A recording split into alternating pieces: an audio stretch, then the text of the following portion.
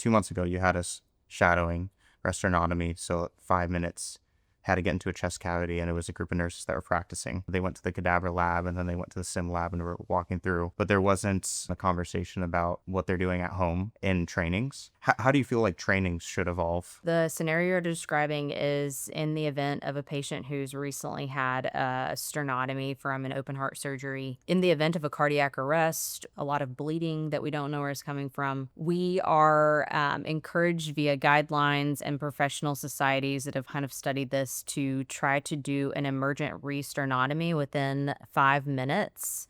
While the patient is in the ICU. We don't have time to go to the operating room. We don't have time for the operating room to come to us. So in order to rescue the patient, the idea is that we need to be able to turn into an emergent operating room.